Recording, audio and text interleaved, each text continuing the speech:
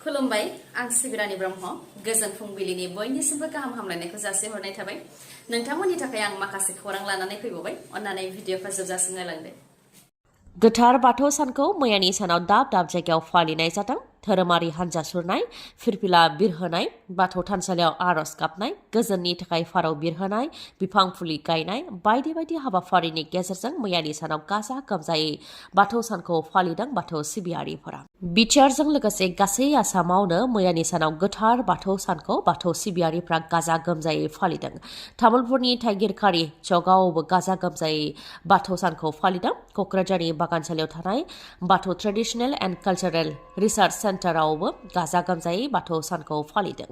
बेबायदिनो बिटिआरनि बायजोआवबो बाथौ सानखौ गाजा गोमजायै फालिनायखौ नुनो मोननाय जादों। सिमेन्ट बियाबाव दुलाराय बाथौ गौथुमनि सिङाव थानाय गं 66 गामिनि फ्राय 4,000निबो गोबां बाथौ सिबियारिफ्रा जयैनो गाजा गोमजायै बाथौ सानखौ फालिदों, जेराव BKWSनि गाहाय महेनेश्वर बसुमतारी बिथाङाबो बाहागो लादों। बेबायदिनो मैयानि गोथार बाथौ सानाव मोनफ्रोमबो जिल्ला आफाद, बियाब आफाद आरो गामि आफादफोरा गाजा गोमजायै गोथार बाथौ सानखौ फालिदों आरो गुबुन गुबुन हाबाफारिनि गेजेरजों गोथार बाथौ सानखौ मैयानि सानाव फालिनायखौ नुनो मोननाय जादों। हाग्रानि जुनारनि गाग्लोबनायजों 3 सुबुंनि जिउ खहा। गुबुन गुबुन जाथायाव गासै 3 सुबुङा हाग्रानि जुनारनि गाग्लोबनायजों जिउ खोमानो गोनां जादों। गान्दानि गाग्लोबनायाव सासे सुबुङा जिउ खोमानो गोनां जादों। 56 बोसोर बैसोनि बिक्रम लाहर मुंनि सुबुङा गान्दानि गाग्लोबनायजों जिउ खोमानो गोनां जादों। काजिरङानि हाथिकुली हालदिबारियाव जादों बे जाथाया। 37 नं राजा लामायाव बिक्रम लाहरा थाबायलांबाय थानाय समावनो हाग्रानिफ्राय फैनाय गान्दाया बिथांनि सायाव गाग्लोबदों, जायनि जाहोनाव बिथाङा गावनि जिउखौ रैखा खालामनोबो खाबु मोनाखै आरो जायगायावनो जिउ खोमानो गोनां जादों। बे जाथायनि अनगायैबो मैदेरनि गाग्लोबनायाव बिमा आरो फिसाया जिउ खोमानो गोनां जादों। उन्दुफुबाय थानाय समावनो हाग्रानिफ्राय फैनाय मैदेरा गाग्लोबफैदों, जायनि जाहोनाव बिमा आरो फिसाया जिउ खोमानो गोनां जादों। उदालगुरिनि दिमाकुसियाव जादों बे जाथाया। सोरांसि 3 रिंगासो समाव हाग्रानिफ्राय फैनाय मैदेरा न' बां सिफायनायजों लोगोसे उन्दुबाय थानाय बिमा आरो फिसाखौ बुथारलांदों। जिउ खोमानांनाय बिमानि मुङा लालमेघ कर्मकार 60 बोसोर बैसोनि आरो बिथांनिनो फिसा अपु कर्मकार 35 बोसोर बैसोनि। BTC सोरखारा फेन्सिं होदोंमोन, नाथाय फेन्सिं होदोंबाबो जेबो रैखाथि होनो हायाखै, जायनि जाहोनाव बे दुखुनांथाव जाथाया जानो मोन्दों होननानै फोरमायथिदों ओनसोलनि सुबुंफोरा।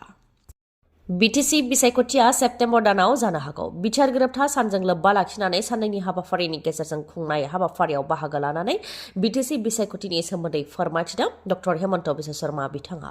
BTC बिसायख'थिया सेप्तेम्बर दानाव जागोन बे खोथाखौ बुंदों डक्टर हेमन्त बिश्व शर्मा बिथाङा। सेप्तेम्बर दाननि 30 अक्ट'नि सिगांनो फोजोबनो नाजागोन।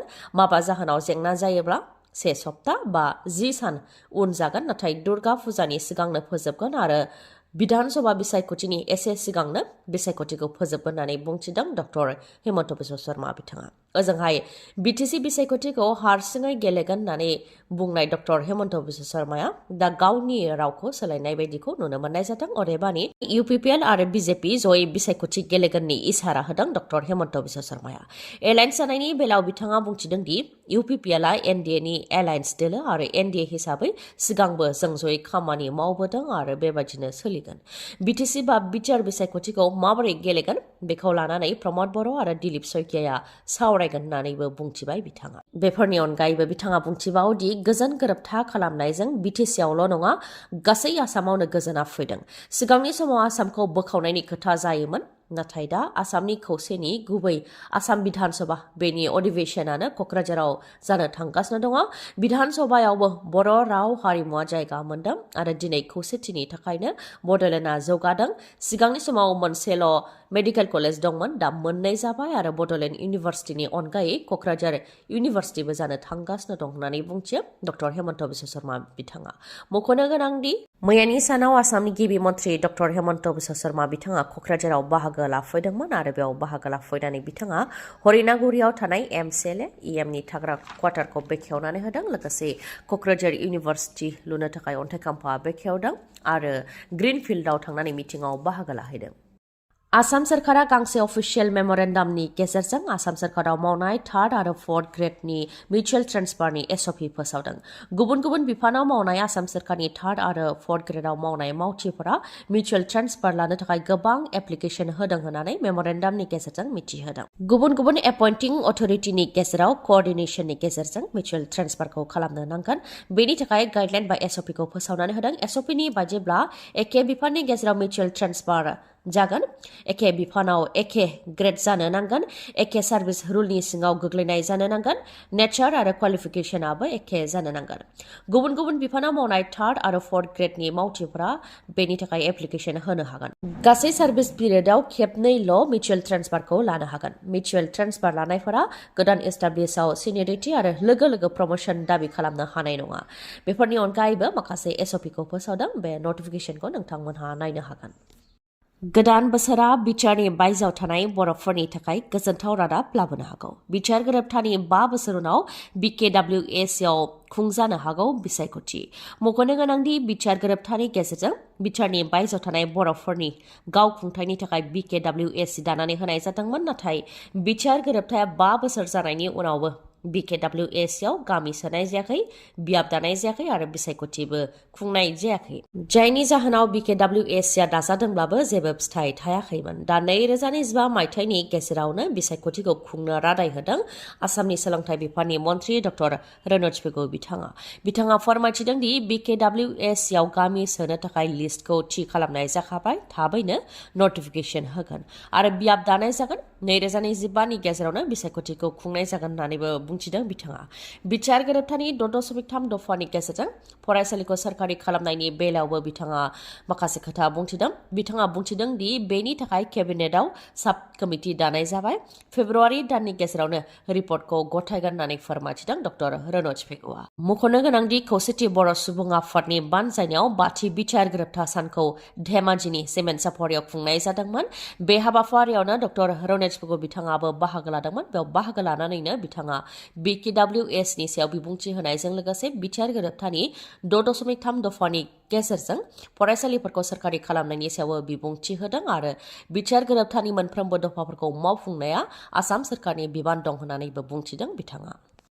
BTC बिसायख'थिया खुंजानो गेजेराव आरो माखासे दान दंबावो। बिसायख'थिया खुंजानो गेजेराव माखासे दान दंबावोब्लाबो BPFनि माखासे दैदेनगिरिफ्रा बिजाथि हास्थायनानै गाव गावनि बिजाथिलाइ गथायनायखौ जागायजेनबाय। थांनाय माखासे साननिफ्रायनो BPF दोलोआव बिजाथिलाइ गथायनाय हाबाफारिया जागायजेनबाय। थिग बेबायदिनो 9 नं बनरगाव बियाबावबो BPFनिफ्राय बिजाथि हास्थायनानै जुबिराम बसुमतारिया बिजाथिलाइखौ गथायबाय। ड्राफ्टजों लोगोसे एप्लिकेशनखौ गथायबाय बिथाङा। क'क्राझार जिल्ला BPFनि आफादगिरि आरो गाहाय नेतारि बिथांमोननि आखायाव आर'जलाइखौ गथायबाय जुबिराम बसुमतारिया। BPF दोलोनिफ्राय बेखौनो बुंथिदों दि 9 नं बनरगाव बियाबाव BPF दोलोखौ फेजेननो हानाय रावबो दोलो गैया। सिगांनि समावबो BPF दोलोनिफ्रायनो राजिब ब्रह्मआ देरहासार जादोंमोन। नाथाय बिथाङा उनाव BJP दोलोआव हाबहैदों आरो बिथांजों जायफोर BJP दोलोआव साफा सानै थांफादों बिथांमोनहा गाव गावनि मुलाम्फाखौ साननानै BJP दोलोआव हाबहैदों होननानैबो बुंथियो BPF दोलोनिफ्राय। नोंथाङा ADREनि आनजाद होदोंमोन नामा? ADREनि आनजाद होग्रा बिजाथिफोरनि थाखाय मोनसे खौरां। ADREनि फिथाइया माला फोसावगोन बेखौ आसामनि गिबि मन्थ्रि डक्टर हेमन्त बिश्व शर्मा बिथाङा फोरमायथिनानै होदों। बिथाङा फोरमायथिदों दि ADRE आनजादनि फिथाइखौ फेब्रुवारिनि जोबनायाव नङाबा मार्च दाननि गिबि सप्तायावनो फोसावनानै होनाय जागोन होननानै बुंथिदों आसामनि गिबि मन्थ्रि डक्टर हेमन्त बिश्व शर्मा बिथाङा। मैयानि सानाव क'क्राझाराव बाहागो लाफैनानै ADRE आनजादनि फिथाइ फोसावनायनि सायावबो बिबुंथि होदों आसामनि गिबि मन्थ्रि बिथाङा बुंथिदों दि ADRE आनजादनि फिथाइखौ फेब्रुवारिनि जोबनायाव नङाबा मार्च दाननि गिबि सप्तायावनो फोसावनानै होनाय जागोन होननानै फोरमायथिदों। फिन धोरोमारि हाबाफारियाव मोनसे दुखुनांथाव जाथाय। जौसां बायनायनि जाहोनाव सा 7 सिबियारिफ्रा जिउ खोमानो गोनां जादों आरो सा 75नि गोबां सिबियारिफ्रानो जोखोम जानो गोनां जादों।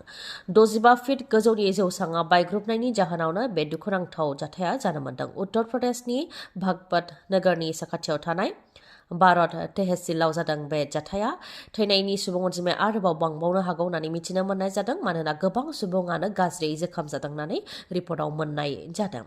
फोरमायथिनो गोनांदि जैन धोरोमनि निर्भाना लाडु फेस्टिभेल सोलिगासिनो दंमोन बा जागासिनो दंमोन। बेयावनो 65 फिट गोजौनि जौसाङाव सिरिजों गाखोलांबाय थानाय समावनो सिरियाव गोबां सुबुं अनजिमा जानायनि जाहोनाव लिरथायखौ दैखांनो हायैनि थाखाय सिरिया बायग्रुबदों। बेनि उनावनो गोजौ फारसे गाखोलांनाय सुबुंफोरा साफानि उनाव साफा गाहायाव थानाय सुबुंफोरनि सायाव बा सिबियारिफोरनि सायाव गोग्लैदेरदों, जायनि जाहोनाव माखासे सुबुंफोरा जिउ खोमानो गोनां जादों आरो माखासे सिबियारिफ्रा गाज्रियै जोखोम जानो गोनां जादों।